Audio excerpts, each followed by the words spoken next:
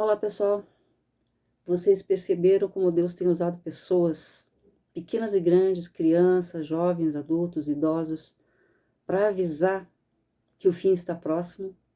Estamos vivendo um período que as pessoas estão dormindo, mesmo quem está na igreja, 90% está dormindo, e, a gente tem ficado triste com o que vê fora da igreja e também dentro da igreja, né? Eu vou começar lendo uma passagem bíblica sobre a igreja de Laodiceia, em Apocalipse, capítulo 3, verso 15, que diz assim: eu sei as tuas obras, que nem és frio nem quente. Tomara que foras frio ou quente. Assim, porque és morno e não és frio nem quente, vomitar-te-ei da minha boca. Veja só que sério que é isso. O morno perde a salvação. E parece que as pessoas não estão enxergando isso. A gente está vendo pessoas da igreja aí fazendo, como se diz, uma turnê na igreja, passeando dentro da igreja, conversando coisas que não tem nada a ver com Deus, dentro da igreja, distraída com celulares, olhando redes sociais dentro da igreja, deixando de dobrar o joelho dentro da igreja, falando palavrões dentro da igreja, falando mal dos outros dentro da igreja, pensando nas vaidades dentro da igreja e fora da igreja e todo lugar. Então, eu fico assim impressionada de ver o que acontece.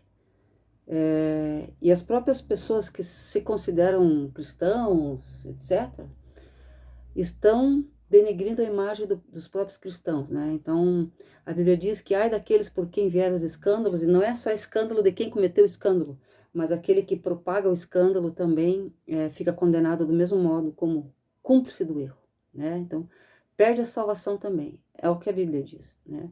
Ai daqueles por quem vieram os escândalos. E esse versículo que diz que por se formos mornos, Deus nos vomitará da boca, isso é muito sério. E tem gente que leva isso na brincadeira, né? As igrejas hoje, isso me dá até um cansaço.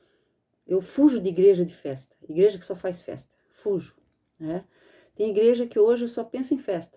Festa, evento, festa, evento, festa, evento. Já ouviu falar até evento do sapato. Que isso, gente? A pessoa perdeu noção. Será que não enxergam? Não enxergam o caminho que estão seguindo? Esse é o caminho da humanidão, de ser vomitado da boca de Deus. Que isso, evento de sapato, eu já vi. Não é esse o caminho, né? Então a Bíblia diz que nós temos que buscar enquanto se pode achar, invocar a Deus enquanto Ele está perto. E olha o que diz o versículo seguinte, diz assim, ó: como diz, rico sou, estou enriquecido, de nada tenho falta. E depois diz, e não sabes que és um desgraçado, miserável, pobre, cego e nu. Que coisa forte isso.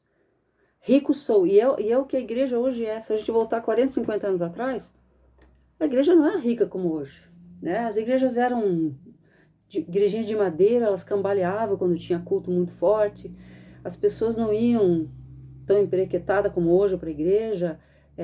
Então a coisa está séria, né? As pessoas não estão falando em línguas mais, achando que não precisa, sendo que a Bíblia diz que as línguas, falarem em línguas estranhas pelo Espírito Santo, está escrito lá em Coríntios que traz edificação para si mesmo. Nós profetizamos para edificar os outros e nós também falamos em línguas para edificar a nós mesmos. E tem evangélico que não fala mais em línguas. E acham que isso é normal. Eu vou tomar aqui um exemplo de uma missionária de 100 anos atrás. Não vou falar o nome, mas quem sabe a história vai saber quem é. Ela um dia não quis ir para o culto, porque ela estava muito cansada. Ela tinha trabalhado muito naquele dia, ela trabalhava muito, ela era missionária, ela trabalhava demais. Americana. E naquele dia que ela avisou no culto que ela não iria fazer o culto naquela noite, sabe o que aconteceu? A Bíblia dela caiu no chão. Sabe em que parte que caiu no chão a Bíblia? Aberta? Caiu nessa parte aqui, ó, Mateus 16, 25. Porque qualquer que quiser salvar a sua vida a perderá, mas qualquer que por amor de mim perder a sua vida a salvará. De repente ela se tocou que ela não tinha que ficar descansando, que ela tinha que continuar trabalhando naquele dia. Ela, cansada mesmo, ela foi para o culto, dirigiu o culto, sabe o que aconteceu? 18 fazendeiros se arrependeram e aceitaram Jesus naquela noite, simplesmente porque ela resolveu não descansar. Então hoje as pessoas estão deixando de ir na igreja porque não planejaram ir na igreja, né? Então se a pessoa não se planejar ir na igreja, ela não vai mesmo. Tem que estar na sua mente que ela vai na igreja. Aquelas pessoas que no domingo elas, vamos fazer primeiro um almoço bem bacana, um churrasco, vamos fazer uma maionese, vamos receber visita, vamos não sei o que, vamos não sei o que, a pessoa não ora, não busca, né? Quando vê, ela nem foi no culto mais. Porque chega às 6 horas, ela já não está preparada, está cansada, hoje eu não vou.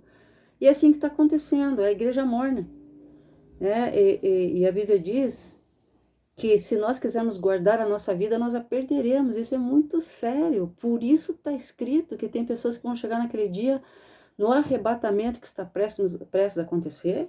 Como eu já coloquei em outro vídeo, que o arrebatamento vem antes da grande tribulação. Se tem alguém esperando ver o anticristo, está esperando o errado, né? Vão chegar diante de Cristo naquele dia, vão dizer: Senhor, mas eu trabalhei para ti, eu curei, eu trabalhei, eu preguei. E Jesus vai dizer: não vos conheço. Então tá muito sério. E as pessoas aí ficam julgando quem pode, quem não pode. Quem que pode pregar? Eu pergunto. Quem era Paulo? Quem foi Paulo antes de pregar? Um assassino. Não é verdade? Isaías, quem era? Era um homem de boca suja, que ele mesmo declarou que era. E quem era Jonas? Um desconhecido. Quem era Mateus? Um roubador, assim como Zaqueu. Roubava as pessoas. Mas eles se arrependeram. Pedro levou 3 anos para se converter. Depois de 3 anos, Jesus já tinha feito muitos milagres. Aí Jesus disse: quando você se converter, Pedro, cuida das ovelhas, né?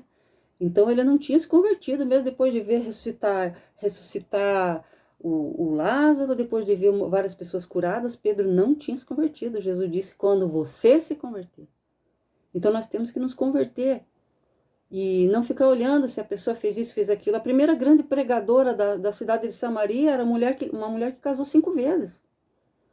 E se você olhar para a Bíblia, veja só o que fala em 1 Coríntios, vamos ver aqui. O que fala aqui em 1 Coríntios, ó. Porque vedes, irmãos, 1 Coríntios 1, 26, porque vedes, irmãos, a vossa vocação, que não são muitos os sábios, segundo a carne, nem muitos os poderosos, nem muitos os nobres que são chamados. O que Deus chama? Os simples. Mas Deus escolheu as coisas loucas desse mundo para confundir as sábias. E Deus escolheu as coisas fracas desse mundo para confundir as fortes. Muitas vezes eu disse: Senhor, por que eu tenho que pregar? Porque eu, não tem outra pessoa aí, né? Mas sempre Deus me impulsiona para essas coisas, desde quando eu era adolescente. Porque é Deus que resolve, não é a gente. E a gente diz: nossa, mas eu não tenho condição, eu não sou uma pessoa que dá bom exemplo, que dá super bom exemplo, né? Então, veja só que Deus escolhe as coisas loucas desse mundo para confundir as sábias. E não são muitos os sábios desse mundo, segundo a carne, que são chamados para fazer a obra de Deus. Se você for ver na internet quem é que traz profecia, visão, mais ungidas são as pessoas bem humildezinhas.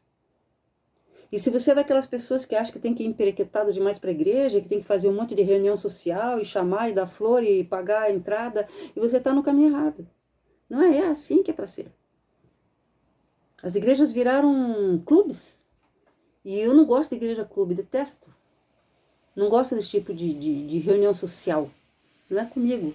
Eu gosto de reunião de oração, reunião humilde, que busca Deus, que ouve a palavra, que não fica fazendo essas coisas. Isso daí é tudo muito xarope. A gente tem que buscar a presença de Deus. Aí sim, eventos cheios da graça, que você pode se esticar no chão cheio da presença e da unção, porque quando a unção ela vem muito forte, nem em línguas você consegue falar. De tão forte é a presença de Deus, você fica mudo na presença de Deus.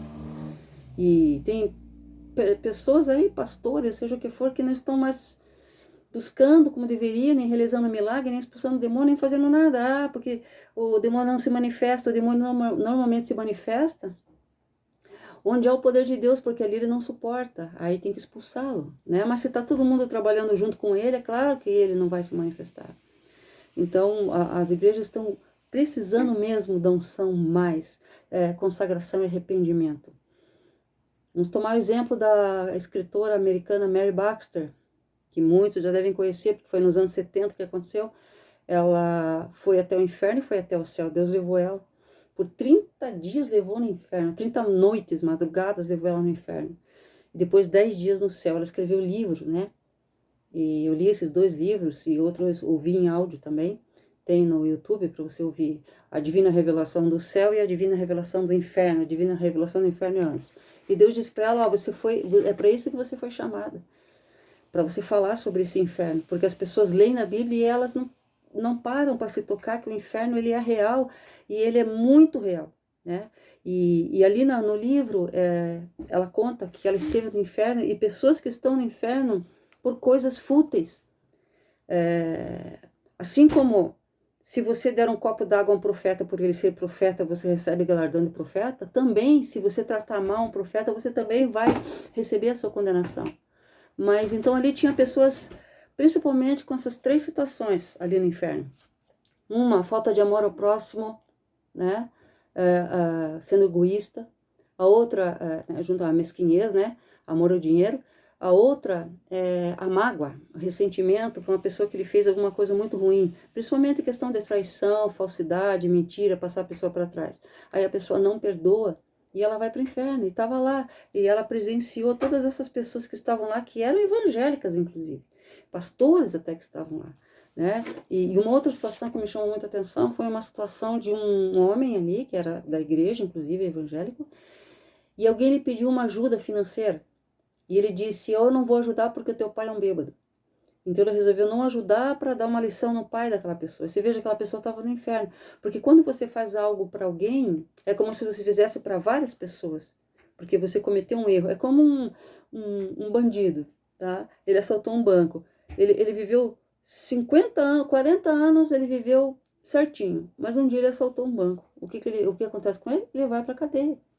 Da mesma maneira, aquele que tratar mal um servo de Deus e ele não se arrepender, não mudar, não se converter, ele vai para o inferno sim.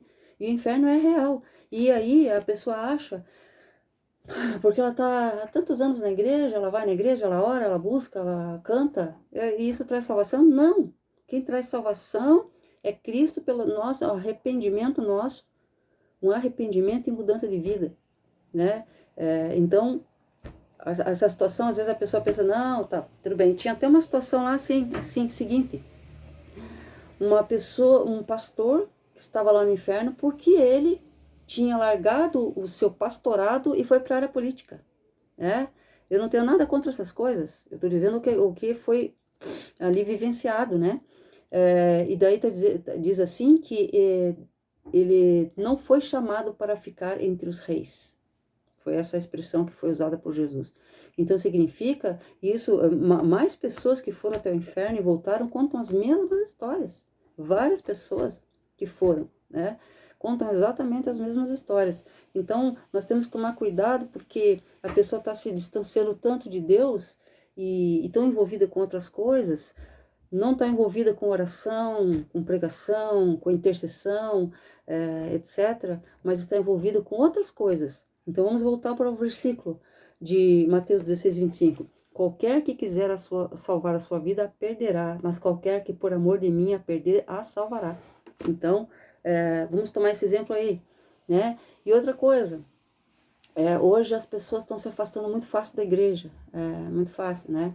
Tem pessoas deixando de ir para a igreja por várias situações e dão muitas desculpas, né, para não ir na igreja. Não gosto daquela igreja ou não quer aquela igreja XYZ, e a pessoa não vai à igreja nenhuma, né? Então a pessoa tem que escolher a igreja que ela gosta e frequentar.